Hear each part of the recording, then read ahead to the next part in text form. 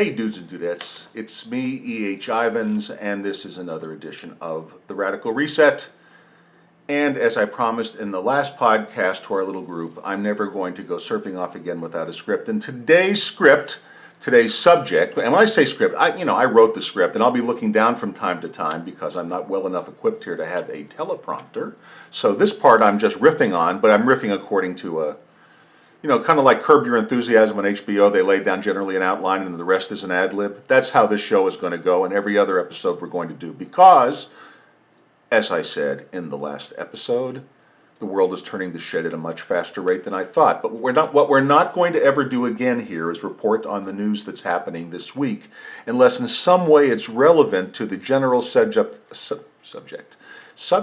of converting from our current democracy by election to antipolitism, which is democracy by selection. And by the way, those of you who have not clued yourself into what antipolitism is or how it works, simply pick up your free copy of A Radical Reset, the Manifesto of Antipolitism, on the Kindle Lending Library, assuming you're a Prime member. And if you if you prefer, you can download a copy to own it if you'd rather not basically borrow it. Or you can order a hard copy if you'd like to mark it up like a Bible, which of course it is not. I'm not delusional. But having said all those good things, regardless of how you get it, I get paid a little bit of money, and that helps support this podcast and this movement. And believe me when I tell you, though we might be a couple of dozen people in a world of 340 million Americans with it turning to shit, but it's funny how the obscure can become the centrist when things really turn to shit, and we are staring into the abyss. But I covered that before, so I'm not going to cover it again. Let's talk about, or at least not in depth in this episode, I'll refer to it, of course, from time to time. Our culture has turned to shit, and these are the 10 most offensive things I find in our culture. And I'm sharing these with you not because I'm a grouchy old man, sitting on the balcony of the Muppet Show, which I have been compared to in the past, BT dubs, but because these are the things that, we've somehow forgotten that civility is where cooperation begins. If you're calling each other motherfucker or offending each other or somehow driving each other crazy, it's going to be very hard to discuss issues and facts, right? And that's where we've gotten. Politics has turned to religion, so now it's all turned into a bunch of, you blasphemous heathen motherfuckers right and left. But anyway, here are my 10 from 10 to 1. See if you agree with me. See if you're on the same page. There's no reason we can't have a little entertainment in this while we examine what's wrong with our culture. 1, low-hanging, or 10 I should say, low-hanging pants. I was vaguely aware of it before I went to prison. During prison, it seemed like, and I am not picking on a racial stereotype, but it was primarily black men, and I don't know why this is. Some Latinos, but mostly black men wearing even their prison pants down to their knees. And I could never figure it out. It was even funnier when they would do something wrong and try to run away from the cops. That was hysterical, wearing their pants around their knees, which kind of defeated the purpose of, why would you... That reminds me of I'm going to surf a little bit, a really bad racial stereotype joke that I'm going to share in the spirit of the old days when we could tell a joke and laugh at ourselves. Why are the steering wheels on lowriders so small? So you can drive them in handcuffs. Okay, that's it. Just came to mind. So I don't really understand the practicality of pants down to your knees when you're a convict. And now I see it on the street all the time. Guys with their asses hanging out. Of all races, primarily black men, but a lot of imitators. I think there are a lot of people that would like to be black, I being one of them, because, like black don't crack, and at this age, I would like to look great. But anyway, that's another story. There are black Jews, so, why not? So, I promised not to digress, and I did it. Anyway, these low-riding pants, what the fuck? Pull up your fucking pants. Don't try to apply for a job wearing low-riding pants and then be mystified why you didn't get it, you dumb motherfucker. Okay. Number 2, and this is right up there in the apply for a job in low-hanging pants, is ear gauges. Okay, how would you like this motherfucker to show up at the front door to see your daughter? Now I realize he's got nose gauges and cheek gauges, but you see this, and facial tattoos. Which, look, I've got ink. I do. I won't lie to you, but not on my fucking face. Anyway, ear gauges. Once you do that to your ears, they're just going to hang there like flappy things. And what the fuck? Who thought this up? Where did this come from? From what cultural pit of despair did the mutilation of oneself to the point where you could only be attractive to someone else who's out of their fucking mind? And you do this to yourself, either the ear gauges or the facial tattoos or the nose or anything else, and I promise you're going to shovel shit the rest of your life. You are never going to hold. Now, they may not tell you this when you go to apply for the job with your little loops flipping down there, and you might think it's unfair, but you're fucked. And believe me when I tell you, as a longtime employer myself, you are fucked. There's just no way they're going to hire you unless it's the shovel shit out back where no one's going to see you. Anyway. All right, next on my list, number 8. Got to remember to count this down. Or was that, 10, 9. Okay, this is 8. Rudeness. I know that seems way obvious, but this has become a rude fucking society. Like no one says, excuse me, pardon me. No one opens the door for women. No one gets up on a crowded bus or subway to let a woman or an older person sit down. We have completely lost manners in this country, and we've somehow begun to celebrate rudeness as cool or, let me tell you, and this is why I use this slide. It's a quote by Eric Hoffer. Rudeness is the weak person's imitation of strength.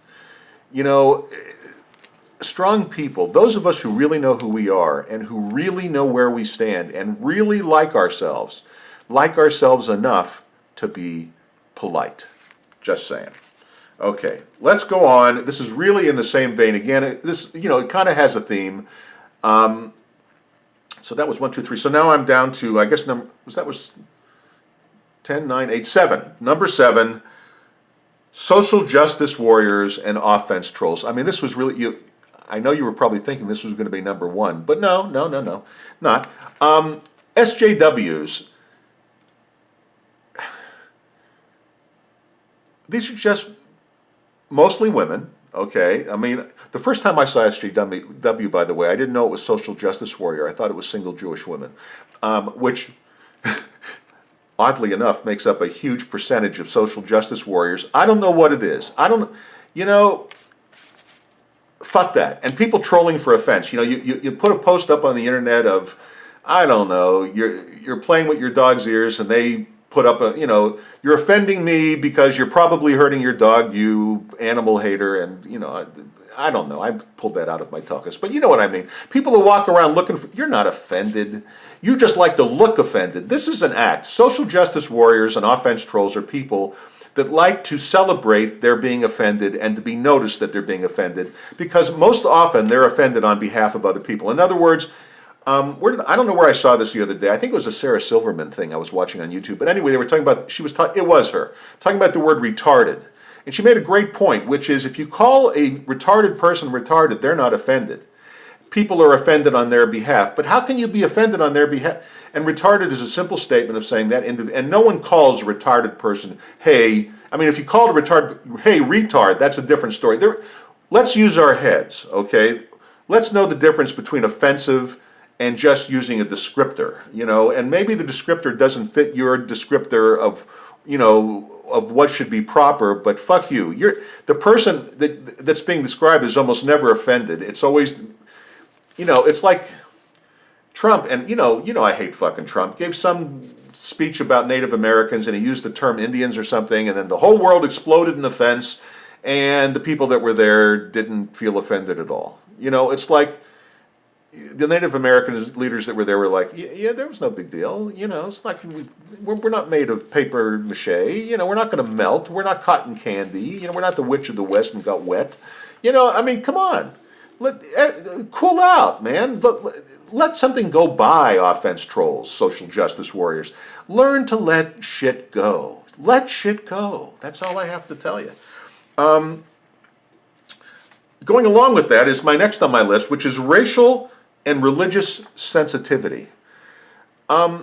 This is mostly applying to Islam, if you want to know the truth. I'm going to cut through this shit. And I'm not going to get into, I've spoken enough on Black Lives Matter and things, before. I'm not going to get into that discussion. I'm going to talk about religious sensitivity today. I don't know. It's just the race thing gets done so often that becomes offensive in and of itself. It's like enough talking about it. I have lots of friends of every race, and I don't sit there and think to myself, my black friend, my brown friend, my Asian friend. I don't think anyone really does this. I think this is just a function of the the social justice warrior public discourse, and it all becomes, but anyway, religious sensitivity, I want to speak towards Islam.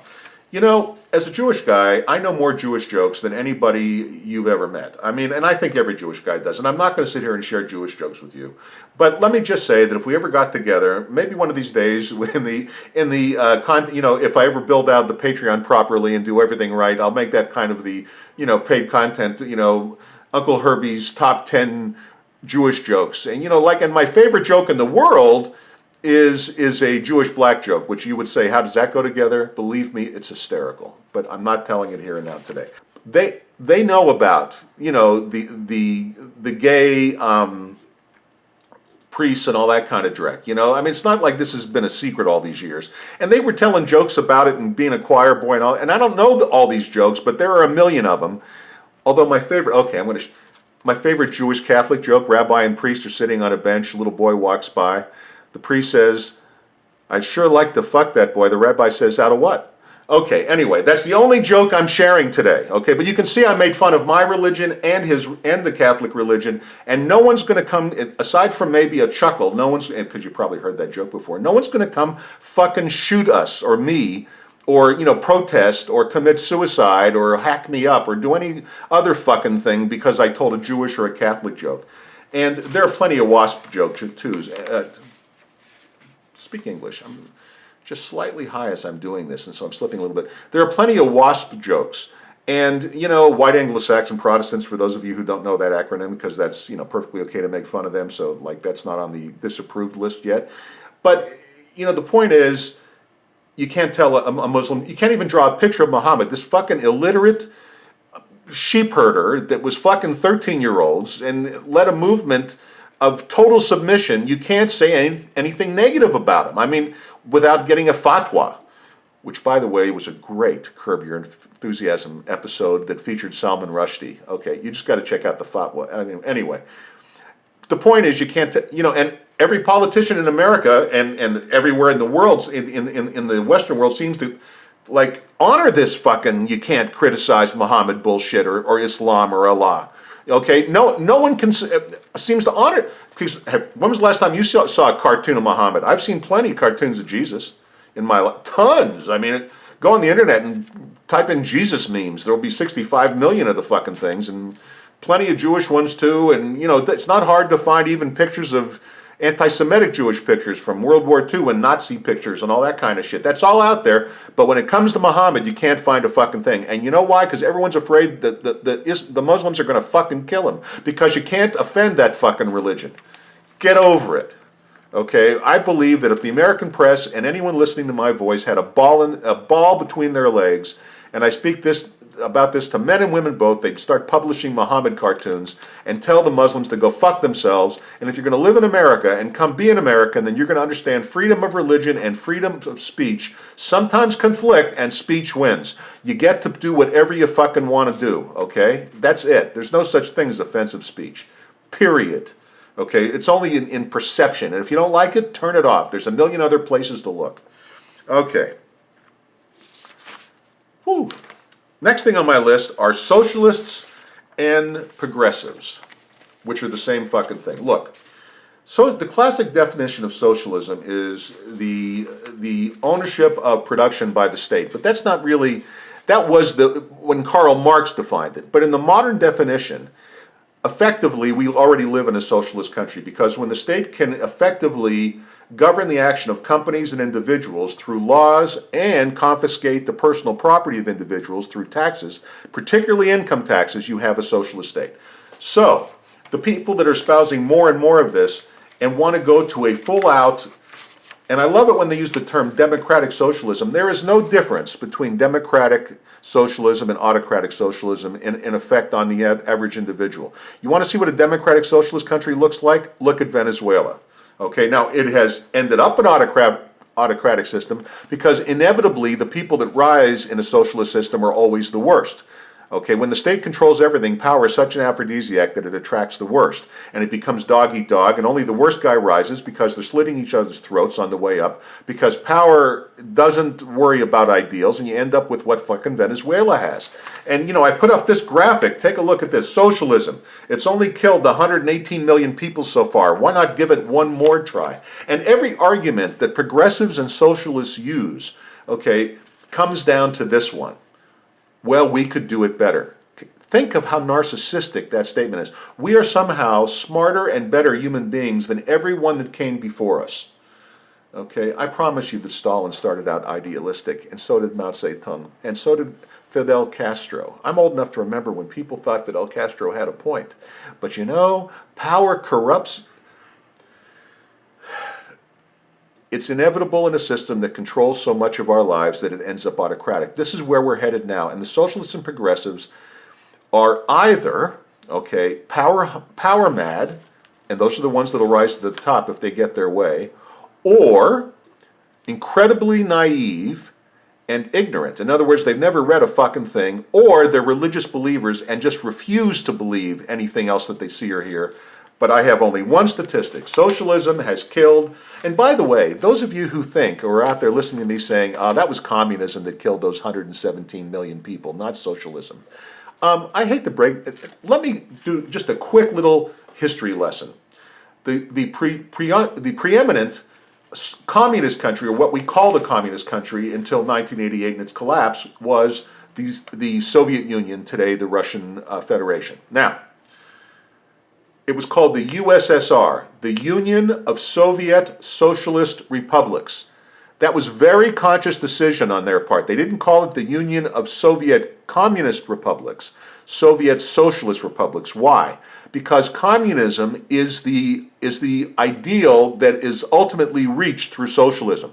In other words, there never was a communist country. Only socialist countries climbing towards communism. Communism is a goal that has not been reached, and the people that believe in socialism believe that ultimately socialism will become communist, where everybody is equal in outcome and ownership. Okay, and the state owns everything, and everybody lives in blissful happiness in this utopian world where, you know, everything is taken care of from cradle to grave. Okay, but no one's ever achieved that, and that's why they called it the USSR, the Union of Soviet Socialist Republics.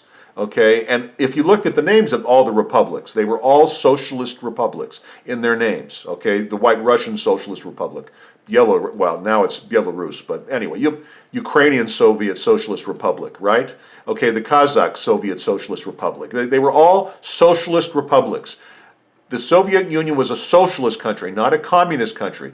Communism was the goal. Okay, now you know more than 999 out of 1,000 fucking people. Socialism killed 117 million people. Why do we have to try it one more time, you idiots on the left? And that's what they are. Okay, wise up. Okay, get a grip. Okay, read a little. Okay, read Ludwig von Mises. Let's start there. Okay, bitter women is the next on my list. Okay, and these all kind of tie together, obviously. You might see a theme. And the theme, by the way, is not misogyny. Okay, it's...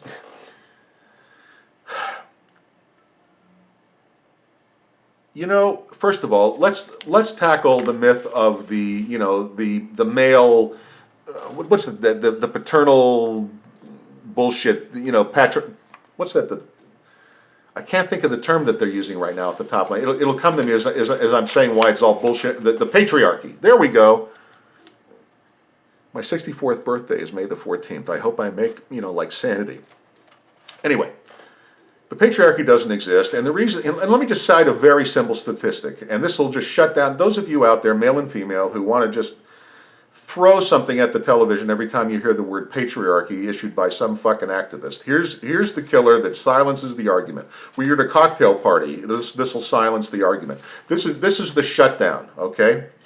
Prior to 1895. And the year 1895, which was only 125 years ago, guys, okay, we're not talking a long time. Prior to 1895, which is the year that the Industrial Revolution took hold in this country and around the world, okay? In other words, before 1895, the whole world was essentially in an agrarian agricultural society where land equaled wealth and the powerful owned a lot of land. And here's the statistic that you have to know. Prior to 1895, worldwide, the average family lived on less than $1 a day. Okay, and that's, by the way, in today's money. Okay, the average family lived on less than $1 a day. Less than $1 a day. That meant that the family structure of the mother and the father, in what we would call traditional roles, what I would call a traditional role, but what the social justice warriors call the patriarchal role of male domination, was simply how you survive on less than $1. Someone has to go hunt every day up for food. Somebody has to take care of the kids, okay, unless they run wild and don't understand their responsibility. And oh, by the way, they have lots of fucking chores too. The whole family pulled together in appalling conditions with horrific infant mortality. Horrific infant mortality. You were lucky. I'm reading, actually I'm not reading, I'm listening to a book on tape. It's really not on tape, it's an Audible. See, this is how fucking old I am. Mozart's life. And I'm listening, and Mozart, very interesting character. But anyway, to make a long story short, he was the third son. The first two had died, and Leopold, his father, didn't get attached to him as a father in those days. It was typical. They weren't cold necessarily, they just didn't want to get emotionally attached till the child survived the first birthday. Then they would start to fall in love, fathers, and get close to their children. He was very loving, by the way, not like in the movie. Ignore the movie. Very enjoyable, great music. I love the movie. Has nothing to do with Mozart's life. Mozart was a happy and rich guy, by the way, who happened to die young of probably typhus. Anyway, to make a long story short, this family structure is not a patriarchy. It's how you tell me, social justice warriors, how else would you structure a family unit to survive with children, with horrific child mortality, and living on less than $1 a day, when you have no hope to make any more and no upward mobility? But then came capitalism and the Industrial Revolution that lifted the world out of poverty, you socialist motherfuckers, till you decided to fuck it up and kill 117 million people. So, I don't want to hear anymore. Now, how this comes to bitter women is, women are getting brainwashed, particularly college. I don't think average, normal, non-college educated women are particularly bitter or feminist.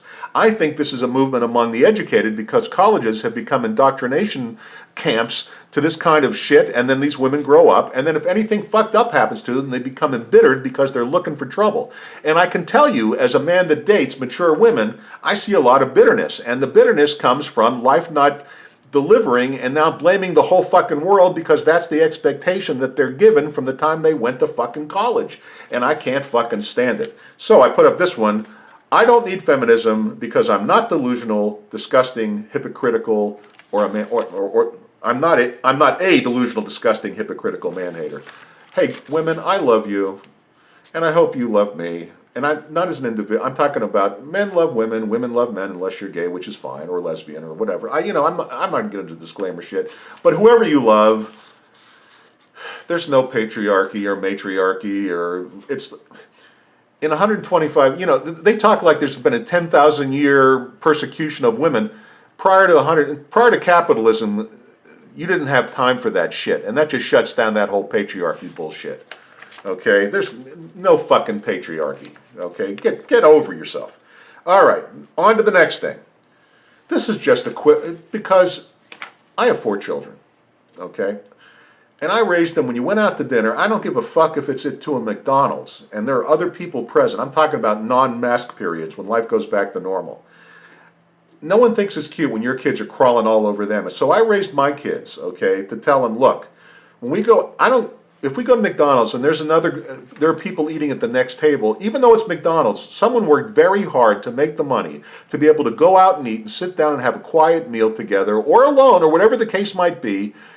without you. They didn't go out to have fucking dinner with you or lunch or wherever, whenever we're at McDonald's. So you sit the fuck down and shut the fuck up. Children in a public place are to be seen and not heard. And I know that sounds hard. And by the way, I never laid a hand on my children. This was just but I talked to them just like this. You sit and you can talk to me all you want. We can talk about, I want to talk to you about whatever you want. And as the time went on and they got older and cell phones came around, no cell phones, no nothing. That was the family rule. But if we were in a public place, you leave other people alone. They didn't come here to play with you, okay? It's not cute. It's not adorable. And more than that, now that's where that began, but now I see a new one, okay? I have a grandson who's 11 years old, and when I say a new one, my kids are all grown. My youngest child is 20, she's a daughter, is 26, and the oldest is 42, okay? So I have an 11-year-old grandson, and I go to his basketball games a lot. And so I see, and mostly it's moms, okay? There are a few of us granddads around. I don't know where the dads are, okay? But mostly, there's some dads. It's not fair, but mostly moms. And I go there and I listen and I watch how the children speak to their mothers. Maybe a lot of these women are divorced and taking the kids alone. I don't know. Because obviously I'm there because my daughter, anyway, not important. That is an unimportant detail. Anyway, the bottom line is I see kids telling their mothers to fuck off and calling their mothers fuckers. And the mothers take it, and they sit there and explaining it to them. This is why you need to have a father around, because I've seen kids, just like this picture, giving their mother the fucking finger. And you know what? I'm not related to that kid, so I'm not going to lay a hand on him. But if that was my grandson, I'd pick him up by the shirt collar, look him right in the eye and say, you do that again, and you're not going to live to see your 12th fucking birthday. I will not tolerate that. Okay? Period. Oh, and I got a little you saw a little father flash. So you don't have to strike children to make them know that you mean business. I never had to lay a hand on my kids, because if I said something to them that way with daddy voice, they fucking listened, okay? And this is why you need a father.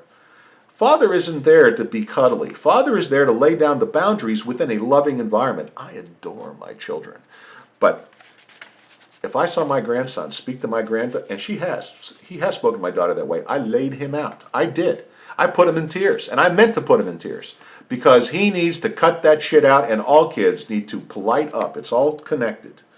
Okay, next to last, or next to first, second on the list, let's just say, are America haters, okay? Look, if you hate America, get the fuck out, all right? Really. If you think there's, patriarchies and legacies and shit working against you and blah, blah, blah, and it's a racist, sexist, Islamophobic, whatever fucking thing that makes you hate America, whatever it is that's crawled up your ass and died, whatever wrought iron or steel rod has been shoved up your ass to make you hate America, whatever the reason might be, either shut the fuck up or get the fuck out. Okay, but I noticed that you're staying. And you know why? Because you're allowed to bitch in America, at least so far, under the First Amendment. Although I saw the other day Andrea Ocasio-Cortez, AOC, saying that Congress should regulate speech. Fuck her. This is another reason I hate fucking progressives. She's the ultimate culmination. Well, she's not ultimate yet, but she would be. She'd crawl to the top because she is fucking ruthless. Anyway. America, look, I hate the government, but I don't, that's them, not us, okay? I love America. You love America. We hate the government. There is an enormous difference. Hate the government. Love your country. If you hate your country, get the fuck out. And that brings me to my number one pet fucking peeve that I just refuse to comply with. And I have this in common with Jordan Peterson. I'm stealing it, but it's the truth. These fucking new pronouns. I refuse to use them. I refuse. Even if asked. I used to say if asked, I would use, he, she, they, she, we.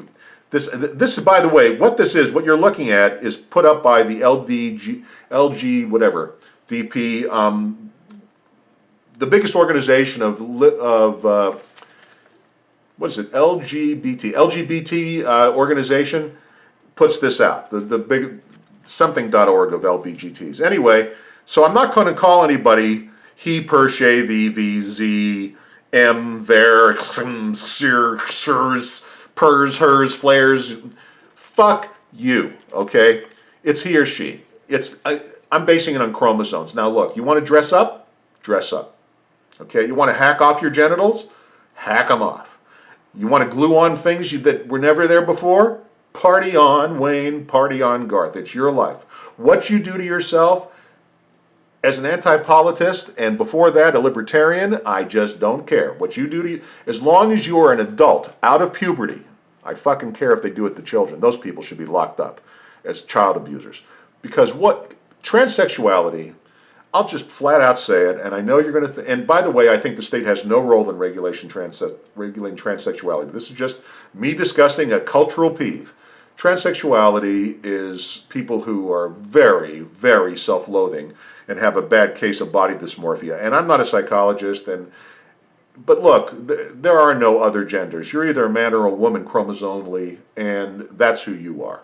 And you have a horrible, I mean, the suicide rates are appalling, and it's not caused by society, it's caused by the self-loathing. There are lots and lots of, black people have been persecuted for years. You don't see them killing themselves. You know, you want to, I have to believe in the black, I don't know, I'm obviously not being black, but I got to believe there's very little sympathy for this transsexual shit in the black community. You know, you get shit on, I mean, in as much as I don't believe in the government trying to change, you know, the plight of blacks in America, because I think if they were, you know, left alone without all this government assistance, black people would be 8,000 times richer than they are today, and even then they've succeeded tremendously. But anyway, putting all that aside just for a moment, if I were black, I mean, I would never deny that there's been unbelievable racism, and so that, but I don't see black people killing themselves because for generations society looked upon them as inferior. Okay, I mean, so don't give me this, you know, being called a tranny makes you want to commit suicide. I know a lot of gay people that lived secret lives for decades in my lifetime, and then finally were able to come out and live a normal life and be normal people. They were always normal, but able to live whatever a normal life is. But they weren't killing themselves. I mean, the transsexuals are self-immolating because they're fucked up. They have a mental illness. Let's call it what it is. And let's not invent new pronouns to coddle mental illness. Let's understand it. Let's empathize with it. Let's certainly not even tolerate it. We can even embrace it. We can, as much as we can, help them, but with the idea in mind that these are sick people. Okay, and sick shouldn't be a bad descriptor. You know, I know that when I say sick, a lot of people go right to, you know, especially offense trolls would go right to, you know, he's denigrating transsexual. A mental illness is a mental illness is a mental illness, okay? It's obviously a mental illness. I don't need to be a psychologist, okay? And I don't know who agrees with me and who doesn't, and I don't know what studies have been done, but every lick of common sense tells me that. Okay, that's it. That's my top 10. I don't know how it matches up with yours, but if you want to write down below or call me stupid motherfucker, that's fine with me too. Before I go, make sure that if you haven't subscribed already, please click the subscribe button and the notification button for future videos. I will stay on subject. Antipolitism is the wave of the future, and without it, we are all in terrible, terrible trouble. There is no fixing what's going on now. Let me just say it. There is no fixing what's going on now. We must decimate the government as it exists and change how we do business. And we don't have to be socialists. We can be anti-politics. Pick up the manifesto. And that's it for this week. Thank you very, very much. And until next time, this is your buddy Uncle Herbie saying so long.